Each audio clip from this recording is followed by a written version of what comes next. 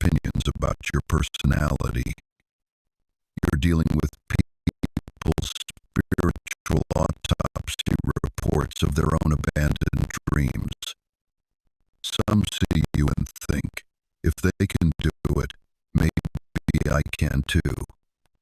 Others see you and think, they make me feel guilty for quitting, so they must be the problem.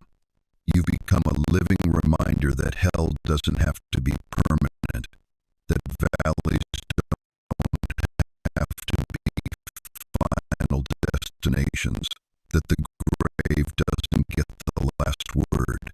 And in a world where people have made peace with their prisons, that kind of resurrection energy is deeply disturbing. Here's what they don't understand.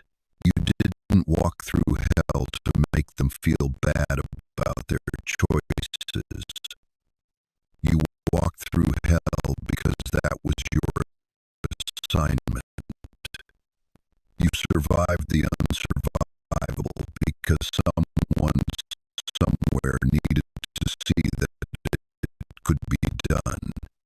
You became the evidence that God still works miracles, even when, especially when, nobody's watching.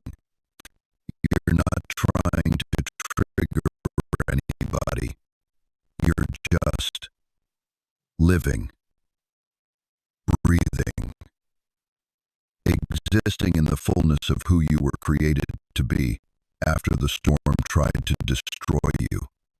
But your authentic presence is so rare, so real, so unfiltered by the need to make others comfortable, that it cuts through their carefully constructed lies like a sword through silk. They can't figure out if you're their salvation or their judgment. And the truth is, beloved, you're both. You're the proof that change is possible and the reminder that change is necessary. You didn't come here to be anyone's cure, but somehow, by refusing to stay broken, you became medicine for souls you'll never even meet. They thought they had built an empire, but what they really built was a house of cards balanced on your silence. You see, beloved, there's something they never told you about power structures. They're not actually built on strength. They're built on agreement. And for years, decades maybe, you agreed to play small, not because you believed you were small, but because you thought it was love. You thought it was loyalty. You thought it was peace. But here's what heaven wants you to understand tonight. Their entire emotional economy was dependent on your doubt. Every time you questioned yourself, their confidence grew. Every time you shrunk back, they expanded.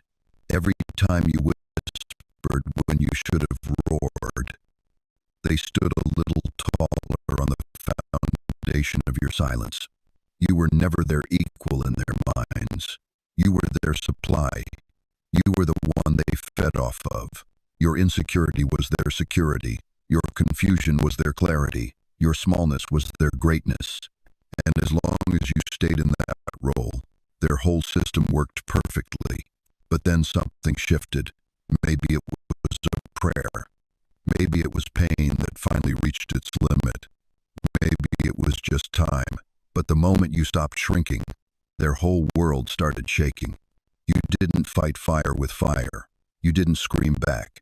You didn't throw tantrums or make threats. You did something far more devastating. You simply stopped agreeing. You stopped participating in the lie that said you were less than you are. You stopped feeding the machine that ran on your diminishment. And beloved, that's when their masks started slipping. See, when you were small, they could afford to be kind. When you were broken, they could afford to be your healer. When you were lost, they could afford to be your guide. But the moment you found